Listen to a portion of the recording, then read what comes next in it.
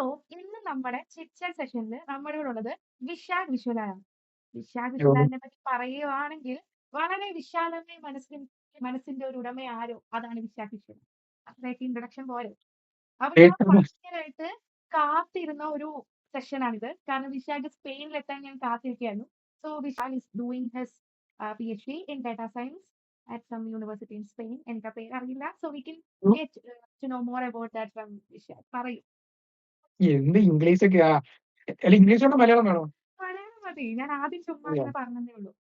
നീ പെട്ടെന്ന് ഇംഗ്ലീഷൊക്കെ പറഞ്ഞപ്പോഴത്തേക്ക് ഇനി ഇംഗ്ലീഷിലായിരിക്കോ എന്നൊക്കെ പറഞ്ഞപ്പോഴേ, ഉം. അപ്പൊ ഞാൻ പിഎച്ച്ഡി ചെയ്ത് തുടങ്ങിയതേ ഉള്ളൂ കേട്ടോ. ആഹ് URV എന്ന് പറഞ്ഞ യൂണിവേഴ്സിറ്റി അറ്റ് ട്രിവിറോ വെർജിലി എന്ന് പറഞ്ഞ യൂണിവേഴ്സിറ്റിയിലാണ്. ഇവിടെ ബാർസലോണയിൽ നിന്ന് ഒരു മണിക്കൂർ യാത്ര. ബാർസലോണ എയർപോർട്ടിൽ നിന്ന് ഇറങ്ങി ഇങ്ങോട്ട് വന്നത്. തറഗോണ എന്ന് പറയും. എന്നാണ് സ്ഥലത്തിന്റെ പേര്, തറഗോണ എന്നാണ്. എന്ന് വെച്ച് ഇവിടുത്തെ ആൾക്കാർ തറയാണെന്ന് വിചാരിക്കരുത്. തറഗോണ എന്നാണ് പറയുന്നത്. പക്ഷെ വേണ്ട, ബാർസലോണ എന്ന് മതി. തറഗോണ. ആ തറഗോണ. എനിക്ക് ഇവിടെ ടെറഗോണ ഉള്ളവര് അല്ല തറഗോണയാ. ഏഹ് അല്ല, ഇവിടെ ഉള്ളവരുടെ സംസാരം എല്ലാം മറ്റേ എല്ലാം മറ്റേ നാക്ക് ഇങ്ങനെ ഫ്രണ്ടിലോട്ട് വെക്കും. തറഗോണ അങ്ങനെയൊക്കെയാ പറയും. ഇവര് ഈ സ്പാനിഷുകാർ എങ്ങനെയാണ്? ഈ ആണെങ്കിലും നമ്മൾ പറയുന്ന പോലെ ഒന്നുമല്ല. ഇവർക്ക് കുറച്ച് വ്യത്യാസം. എല്ലാം മറ്റേ ഈ നാക്ക് നടുക്ക് ഇങ്ങനെ നടുക്കല്ല ഫ്രണ്ടിലോട്ട് വെച്ചിട്ടുള്ള സംസാരം അവർക്ക്.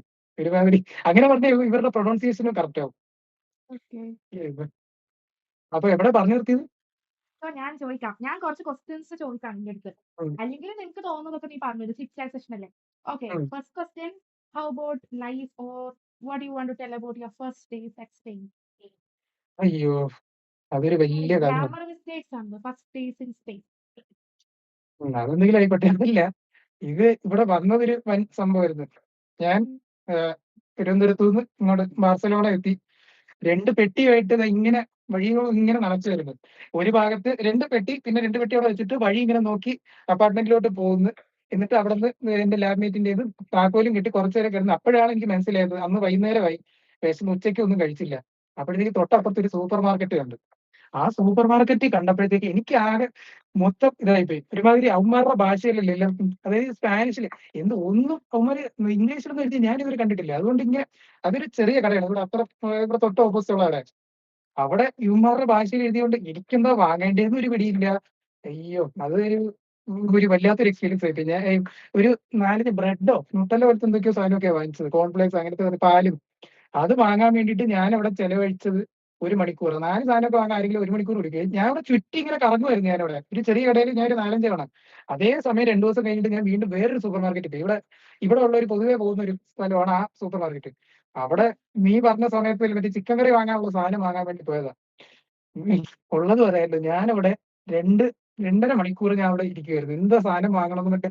ഇവരുടെ ഭാഷ അതാണ്. ഇവിടെ നിക്കണമെങ്കിൽ ഇവരുടെ ഭാഷ പഠിക്കാതെ ഒന്നും നടക്കൂല. ഉം. അവരുടെ ഭാഷ പഠിച്ചില്ലെങ്കിൽ അവിടെ ഈ അവിടുത്തെ ഷോപ്പിംഗ് മാളിൽ അല്ലെങ്കിൽ മറ്റേ ഷോപ്പിംഗ് കോംപ്ലക്സിലൊക്കെ ഇങ്ങനെ ചുറ്റി ഇരിക്കാം. ഉം. അപ്പൊ നിനക്ക് പിന്നെ അറിയാലോ ജർമ്മനിയിൽ ഇങ്ങനെ തന്നെ ആയിരിക്കുമല്ലോ. അയ്യോ! ഇവിടെ ഇവിടെ മൊത്തം ഇതാണ്. പിന്നെ ഇവര് മറ്റേ എന്തൊക്കെയോ ആദ്യത്തെ സമയത്ത് എന്തൊക്കെയോ ചോദിച്ചു. ഇവര് ബാഗാണ് ചോദിച്ചത്. ബോൾസാണ് ഇവര് ചോദിച്ചത്. അപ്പൊ ഞാനിങ്ങനെ കൈമണ്ടത്തിയൊക്കെ കാണിച്ച് എന്ത് തേങ്ങയാ പറയുന്നതെന്നൊക്കെ പറഞ്ഞിട്ട് അങ്ങനെയൊക്കെ ആയിരുന്നു. അയ്യോ! മൊത്തത്തിൽ ഓറാനെഗറ്റീവ് മൊമെന്റ്സ് ആയിരുന്നു. ആ ഒരു മാസം ഫുൾ കോമഡി ആയിരുന്നു. എന്തൊക്കെ ഇത് പറഞ്ഞാ തീരുമില്ല. ഇഷ്ടംപോലെ അനുഭവങ്ങളുണ്ട്. ഇവിടെയൊക്കെ ഒരു ഡോക്യുമെന്റ് ഇവിടുത്തെ റെസിഡന്റ് കാർഡൊക്കെ ഉണ്ടായിരുന്നു. അപ്പൊ അതിനാണെങ്കിൽ അവിടുത്തെ ഓഫീസിൽ പോയാല് അവന്മാർക്കൊന്നും ഈ ഇംഗ്ലീഷ് നേരാവണ്ണം അറിയില്ല. ഇവരുടെ ഇനിയിപ്പോ ഈ നാട്ടുകാരുടെ ഇംഗ്ലീഷ് അത് അല്ലെങ്കിൽ അങ്ങനെയാണ്. ഇപ്പൊ എന്തെങ്കിലും പറയാനുണ്ടെങ്കിൽ അവര് മറ്റേ ഗൂഗിൾ ട്രാൻസ്ലേറ്റിൽ ഇവരുടെ ഭാഷയിൽ എഴുതും. എന്നിട്ട് ആ ഇംഗ്ലീഷ് വരുന്ന സാധനം നമ്മളെ കാണിക്കും. അതാണ് അതാണ് കാര്യം. അങ്ങനെങ്കിലും ചെയ്യുമല്ലോ. ആ അപ്പൊ ഞാൻ നമ്മളെങ്ങനെ. ഈ ഉം. പണ്ടത്തെ ഇല്ലാത്ത കാലമൊക്കെ ഞാനൊന്ന് ഓർത്തുപോയി ആ സമയത്ത്. ഉം. എന്ത് ചെയ്യാൻ? ഇപ്പൊ ഞാൻ ഈ ഉള്ളി അരിയുന്നോണ്ട് ഞാൻ കുറച്ച് ഇമോഷണൽ ആവാൻ സാധ്യതയുണ്ട്. എന്നാലും ചോദിച്ചോ. അത് സാരമില്ല. കുറച്ചൊക്കെ ഇമോഷണൽ ആവാം. ഉം. പിന്നെ ഇപ്പൊ ഫസ്റ്റ് ആയിട്ട് നമ്മളിപ്പോ ഇതൊരു ഫസ്റ്റ് ഇന്റർനാഷണൽ കൺട്രി അല്ലേ നിന്റേത്. അപ്പം അത് യാ, യാ. മാത്രമല്ല ഒരു ഡിപെൻഡന്റ് ലൈഫിൽ നിന്ന് ഒരു ഇൻഡിപെൻഡന്റ് ലൈഫിലോട്ടുള്ള ട്രാൻസിഷൻ. ഉം. പിന്നെ ദേ, പിന്നെ ഐ നോ വിശാൽ ഒരു സോഷ്യൽ ബട്ടർഫ്ലൈ ആണ്. അപ്പം അത്രയൊന്നും ഇല്ല. ഒരുപാട് ഈ ആ, നാട്ടുകാരോട് ചോദിച്ചാൽ മതി. എന്നെക്കാട്ടി വലിയ ഇൻട്രോവേർട്ട് ആ പഞ്ചായത്തിൽ വരെ ഉണ്ടാവൂല. വെയിറ്റ്, ചുമ്മാ എന്തൊക്കെയോ. ഈ വീഡിയോ ഇടുമ്പോ എത്ര പേര് വിശാലിനെ സപ്പോർട്ട് ചെയ്ത് വരുന്നുണ്ടെന്ന് എനിക്കറിയാം. അതുകൊണ്ട് ഇതൊരു സക്സസ് ആയിരിക്കും എന്ന് എനിക്ക് തോന്നുന്നു. നമുക്ക് നോക്കാം. എനിക്ക് എനിക്ക് വിശാൽ ഫാൻസ് അസോസിയേഷൻ ഒക്കെ ഉണ്ട് കൈസറില്. എനിക്ക് എന്റെ നാണം കെടുത്താനാടാ. എടുത്ത് ചുമ്മാ ഓരോന്നും അങ്ങനെയല്ല. പറയല്ലേ. അയ്യോ! ഞാനിങ്ങനെയൊന്നുമല്ല. അപ്പം വിശാഖ് ഞാൻ ക്വസ്റ്റ്യനിലേക്ക് വരാം. ഞാൻ കുറേ ബഞ്ച് ഓഫ് ക്വസ്റ്റ്യൻസ് ആണ് ചോദിക്കുന്നത്. അപ്പൊ നിനക്ക് എല്ലാം നല്ലോണം ആൻസർ ചെയ്യാം. അപ്പൊ ഒരു സോഷ്യലി ആക്റ്റീവ് ആയിട്ടുള്ള ഒരാളായിരുന്നല്ലോ വിശാഖ്. അപ്പൊ യാഹ്. അവിടുന്ന് അല്ല അങ്ങനെയല്ല. ഈ സ്പെയിനിലേക്ക് വന്നപ്പോ ശരിക്കും കുറച്ചൊക്കെ ചുരുങ്ങി. ശരിയാണ് നമ്മൾ വീഡിയോ കോൾസിലൂടെ നമുക്ക് ഫ്രണ്ട്ഷിപ്പ് ഒക്കെ മെയിൻറ്റെയിൻ ചെയ്യാൻ പറ്റും. പക്ഷെ എന്നാലും ലൈക്ക് ടൈം ഡിഫറൻസ് ഒക്കെ കാരണം കുറെ ഇതൊക്കെ ഉണ്ടല്ലോ. അപ്പം ആ ഒരു അതെ. ഇനീഷ്യൽ സ്പെയിൻ ലൈഫ് പിന്നെ independent to independent independent life പിന്നെ അതിനെപ്പറ്റിയൊക്കെ എന്താണ് പറയുന്നത്? അയ്യോ! അതൊരു നിനക്കറിയാമല്ലോ. ഞാനവിടെ 5 കൊല്ലം ഐസറിൽ ഇരുന്ന് പഠിച്ചിട്ട് ഇപ്പൊ ഐസറിൽ പോയാ ഐസറിലാണെങ്കി ആ ഹോസ്റ്റലീന്ന് പുറത്തിറങ്ങിയ ആരെങ്കിലുമൊക്കെ സംസാരിക്കാനുണ്ടാവും. ഉം. ഹോസ്റ്റലിന്റെ പുറത്ത് തന്നെ ഇറങ്ങണ്ട. അവിടെ അതിന്റെ ഉള്ളിൽ ആൾക്കാരുണ്ടാവും. അതുപോലെയല്ലല്ലോ ഇവിടെ. ഇവിടെ ആണെങ്കി എല്ലാരും അപ്പനാ കാര്യങ്ങളില് ആയിട്ടിങ്ങനെ ഇൻവോൾവ് ആയിട്ടിരിക്കുന്ന ആൾക്കാരായതുകൊണ്ട് നമുക്ക് കൂടുതൽ അങ്ങോട്ടേക്ക് ചോദിക്കാനും പറ്റില്ല. എല്ലാരും ഫ്രീ ആവുന്നതും പൊതുവെ ഈ വീക്കെൻഡ്സ് ഒക്കെയാണ്. എല്ലാരും ഈ പ്രിഫർ ചെയ്യുന്നത് ഈ വീക്ക് ഡേയ്സില് ലാബിലൊക്കെ പോയി തിരിച്ചൊക്കെ വന്നിട്ട് ഒന്ന് കുറച്ച് റെസ്റ്റ് ഒക്കെ എടുക്കാനാണ് എല്ലാരും താല്പര്യം. അതിനുള്ള സമയമേ ഉള്ളൂ. അത് വേറെ കാര്യം. അതങ്ങനെയുണ്ട്. പിന്നെ എനിക്ക് ഇതുപോലത്തെ ഒരു സംഭവം ആദ്യമായിട്ടാണ്. അപ്പൊ എന്തായാലും അത് റെഡി ആവാൻ ടൈം പിടിക്കും. പിന്നെ ഈ സമയമൊക്കെ കിട്ടുമ്പോഴത്തേക്ക് പറ്റുന്നവരെയൊക്കെ വിളിക്കും. പിന്നെ പറഞ്ഞ പോലെ എന്താണ് ഇപ്പൊ ഈ സമയത്ത് എല്ലാരും നാട്ടിലുള്ള എല്ലാരും ഉറക്കമായിരിക്കും. അവര് വിളിച്ച ഈ രാത്രി ഇത് ആര് വിളിക്കുന്നെന്ന് പറഞ്ഞിട്ട് അവരുടെ കയ്യിന്ന് തെറി കേൾക്കണം. എന്തിനാ വിളിച്ചത്? അല്ല അങ്ങനെയല്ല. ചുമ്മാ എന്തെങ്കിലുമൊക്കെ പറയാലോ. ഞാൻ ഇങ്ങനെ എന്തെങ്കിലുമൊക്കെ ഇങ്ങനെ പറയേ. അത് കുഴപ്പമൊന്നുമില്ല. ഉം. ആ. ഫിനാൻഷ്യലി ഇൻഡിപെൻഡന്റ് ആയിട്ട് എന്താണ് കൊള്ളാം. നല്ല പരിപാടിയാണല്ലോ. സ്വന്തമായിട്ട് കാശ് കിട്ടുന്നു. ആരോടും ചോദിക്കാനില്ല. അങ്ങ് ചെലവാക്കുന്നു. എനിക്കിഷ്ടമുള്ള കുറെ സാധനങ്ങളൊക്കെ ഞാൻ വാങ്ങിച്ച് കഴിക്കാറുണ്ട്. അതുകൊണ്ട് തന്നെ വണ്ണമൊന്നും വെക്കുന്നില്ല. പക്ഷെ എനിക്കൊരു പേടി പെട്ടെന്ന് വണ്ണം വെച്ചാലോന്ന്. അതുകൊണ്ട് ഞാൻ അടുത്ത ആഴ്ചയല്ലല്ലോ, അടുത്ത മാസം ജിമ്മിലോട്ട് പോയാലോ എന്നിങ്ങനെ. അടുത്ത മാസം നമ്മുടെ യൂണിവേഴ്സിറ്റി അവധിയാണ്. അവധിയാകുമ്പോൾ വർക്ക് ഫ്രം ഹോം എടുക്കാം. ഹോം എടുത്താൽ പിന്നെ ആ സാധനം ഓണാക്കി വെച്ചിട്ട് കിടന്ന് ഉറങ്ങുകയല്ലേ ചെയ്യുന്നത്. എനിക്ക് കൊറോണ അതെ ലോക്ക്ഡൌൺ ദിവസങ്ങളിൽ അതെ ഇത് യൂട്യൂബില് ഇൻസ്റ്റയിലൊക്കെ വരുന്നതാ. അയ്യോ അത് കട്ട് ചെയ്തേരെ. ആ. അതായത് ഈ അവധിയാവുമ്പോഴുണ്ടല്ലോ, അവധിയാകുമ്പോൾ സ്വാഭാവികമായിട്ടും ഇവിടെ റൂമിൽ തന്നെ ഇരുന്നിട്ട് പ്രത്യേകിച്ച് മൂവ്മെന്റ് ഒന്നും ഇല്ലല്ലോ. ഉം. നമ്മള് റൂമിൽ തന്നെ ഇരിക്കുകയാണ്. അപ്പൊ അതില് ഒരു കാര്യമില്ല. അപ്പൊ മറ്റേതാണെങ്കിൽ അവിടം വരെ നടന്നു പോകുന്നില്ല. ഇപ്പൊ പിന്നെ ചൂടായതുകൊണ്ട് ബസ്സൊക്കെ എടുക്കുന്നുണ്ട്. അതുകൊണ്ട് നടന്നു പോകുന്നില്ല. ബട്ട് സ്റ്റിൽ ജിമ്മിൽ പോയാൽ നല്ലതായിരിക്കും എന്നുള്ളൊരു ഫീൽ വന്നതുകൊണ്ട് ജിമ്മിൽ പോകാൻ തീരുമാനിച്ചു. ഇനിയിപ്പോ അടുത്ത അടുത്ത മാസം തൊട്ട് മാസം പോകാം. തൊട്ട് ജിമ്മിൽ പോകുമല്ലേ. അപ്പൊ നമുക്ക് കണ്ടറിയാം പോകുന്നുണ്ടോ ഇല്ലയോ എന്ന്. അയ്യോ അതെ, മൂർഖനാണല്ലോ ചവിട്ടിയത്. കൊണ്ട് ഓക്കെ നമുക്ക് അടുത്ത അടുത്ത മാസം എന്തായാലും നമുക്ക് വിശാഖിന്റെ ട്രാൻസിഷൻ വീഡിയോ ഒക്കെ കാണാൻ പറ്റുമായിരിക്കും. ജിമ്മിലേക്ക് നീ ചുമ്മാ വേണ്ടാതിനങ്ങൾ വിളിച്ചു പറയാതെ. ഇതാണ് ഞാൻ പറഞ്ഞത്. വേണ്ടായിരുന്നു പണ്ട്. ഈ ജിമ്മിൽ പോയെന്നും പറഞ്ഞ് മറ്റേ മസിൽ ഇങ്ങനെ ഉണ്ട പോലെ ഒന്നും വരൂല. അത് നീ എവിടെന്നാണ്? ഇതൊക്കെ പരിശ്രമത്തിലൂടെയൊക്കെയാണ്. പല ഈ നമ്മുടെ നീ ബാച്ചിലെ ജിമ്മന്മാര് പരിശ്രമിക്കൂലേ? ഇനി അതൊക്കെ ഭയങ്കര കഷ്ടപ്പാടാ. എന്തോരം നമ്മൾ എടുക്കുന്ന പ്രോട്ടീൻ ഇൻടേക്കിന്റെ ട്രിപ്പിൾ ഒക്കെ എടുക്കണം. എന്നെ കൊണ്ടൊന്നും വയ്യ. അത്യാവശ്യം ഹെൽത്തി ലൈഫ് സ്റ്റൈൽ മെയിൻറ്റെയിൻ ചെയ്യുക. ജസ്റ്റ് ഉള്ള ഫിറ്റ് ആവുക അങ്ങനത്തെ ഒരു ഇത് മാത്രം. ഉള്ള ഉള്ള ഒരു ലേശം ഫാറ്റ് ഉണ്ട്. അതൊന്ന് മാറ്റി ഒന്ന് സെറ്റ് ആക്കുക. അത്രേ ഉള്ളൂ. ഉം. അതിന്റെ ഡയറ്റും കൂടെ വിചാരിക്കണം. ഡയറ്റ് ഞാനിപ്പോ എന്തായാലും എന്തെങ്കിലുമൊക്കെ ചെയ്യണം. അയ്യോ ഇത് നാട്ടുകാർ മൊത്തം ഇനിയിപ്പോ ജിമ്മിൽ പോകണം അങ്ങനെയൊന്നും ഇല്ല കേട്ടോ. ഇനിയിപ്പോ റെഗുലർ എപ്പോഴും ജിമ്മിൽ പോകും എനിക്ക് തോന്നുന്നില്ല. എന്നാലും ജിമ്മിൽ ഇപ്പോഴൊന്നും പോകാൻ പോകില്ല. പറ്റുന്നില്ല. ആഴ്ചയിൽ ഒരു 3 പ്രാവശ്യമൊക്കെ പോയാൽ മതി എന്നാണ് എന്നോട് ആൾക്കാർ പറയുന്നത്. ഞാൻ ഇതുവരെ പോയിട്ടൊന്നും ഇല്ല. അത് വേറെ കാര്യം. എനിക്ക് അത് മടിയായി. ശരി. അല്ല എന്തായാലും പിന്നെ അവിടെ യൂണിവേഴ്സിറ്റി പോയി തിരിച്ചു വന്നിട്ട് ഒന്ന് കുറച്ചു നേരം ഇതിനു വേണ്ടി സമയം ചെലവാക്കുന്നതിന് കുഴപ്പമൊന്നുമില്ല.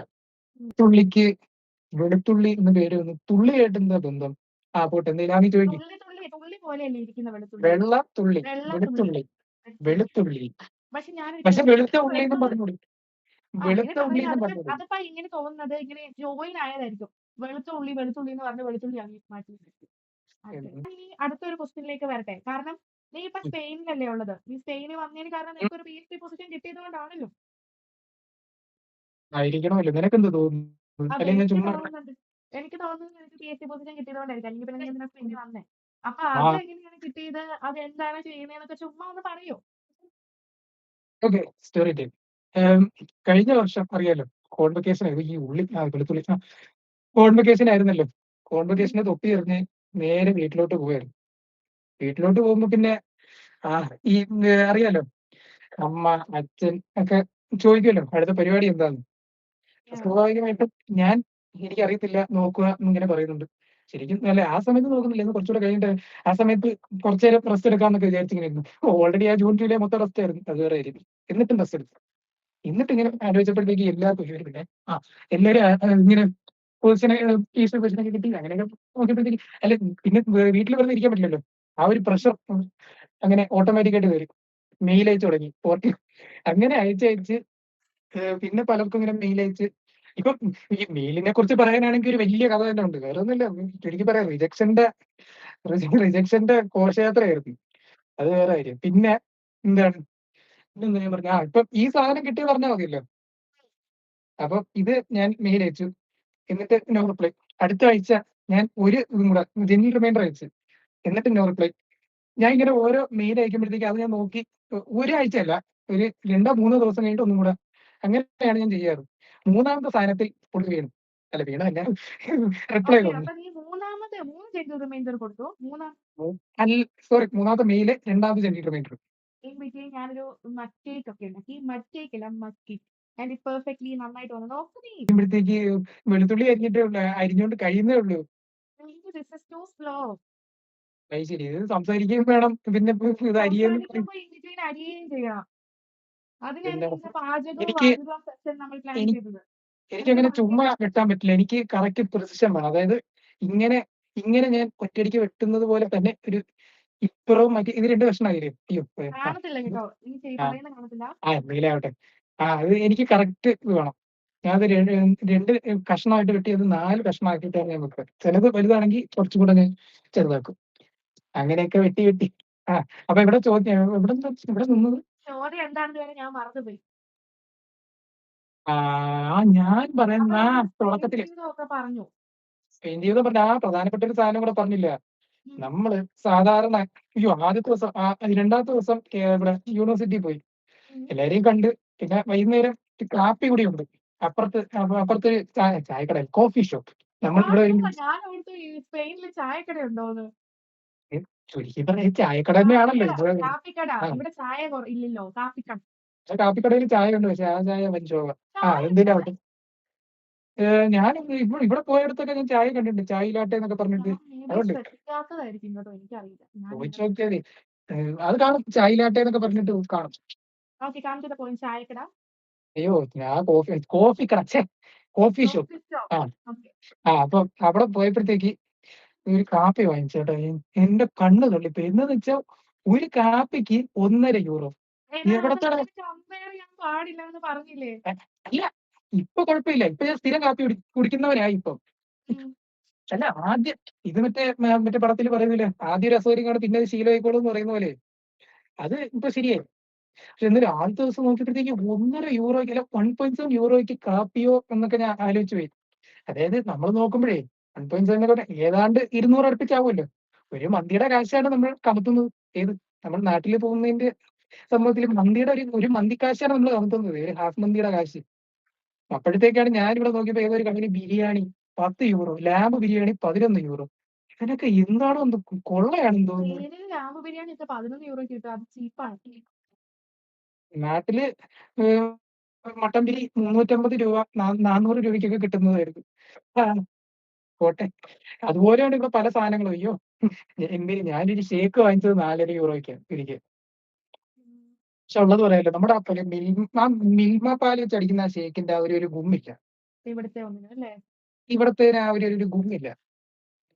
പറഞ്ഞത് നടക്കാം. ഈ ഷേക്ക് ഇവിടുത്തെ ഷേക്ക് കുടിച്ചു വലിയ കാര്യമൊന്നുമില്ല. അങ്ങനെയൊക്കെയാണ് ഇവിടുത്തെ കാര്യങ്ങൾ. അപ്പൊ നീ എന്താ ചോദിക്കാൻ വന്നേ? ഞാനും ഫസ്റ്റ് വന്നപ്പോ എനിക്കും ഭയങ്കര പാടായിരുന്നു. ലൈക്ക് ഞാൻ എപ്പോഴും എന്ത് സാധനം വാങ്ങിച്ചാലും അത് ഇന്ത്യൻ റുപ്പി കൺവേർഷൻ ചെയ്യായിരുന്നു. പിന്നെ ഒരു മാസമൊക്കെ ആയപ്പോ എനിക്ക് മനസ്സിലായി അങ്ങനെ ചെയ്താല് നമുക്ക് ഇവിടെ ജീവിക്കാൻ ഭയങ്കര പാടായിരിക്കും. നമ്മൾക്ക് ഇവിടുത്തെ സാലറി അല്ലേ തരുന്നേ, അത് വെച്ച് നമുക്ക് സാധനങ്ങൾ വാങ്ങാലോ. അതെ. ഇവിടെ €1.7. ഇതിന്റെ തൊട്ടപ്പുറത്ത് 80 കിലോമീറ്റർ അപ്പുറം ബാർസലോണ ഉണ്ട്. അവിടെ എത്രയാണെന്നറിയാമോ? ഒരു കാപ്പി കുടിക്കുന്ന ഒരു സ്ഥലത്ത് പോയപ്പോഴത്തേക്ക് €2.8, €2.5. അതൊക്കെ വെച്ച് നോക്കുമ്പോൾ നമ്മുടെ സ്ഥലത്തിന്റെ ഭേദം. അയ്യോ, അവിടെ യൂറോപ്പിലെ പല സ്ഥലങ്ങളിൽ പോകുമ്പോൾ പല വ്യത്യാസങ്ങൾ വരും. ജർമ്മനിയൊക്കെ എനിക്ക് തോന്നുന്നു സ്പെയിനിനെക്കാളും എക്സ്പെൻസീവ് ആണെന്ന്. ജർമ്മനിയാ? എനിക്കറിയില്ല കേട്ടോ, എനിക്ക് ഉറപ്പില്ല. ജർമ്മനി എക്സ്പെൻസീവ് ആണ്. സ്പെയിനിനെക്കാട്ടി എക്സ്പെൻസീവ് ആണ്.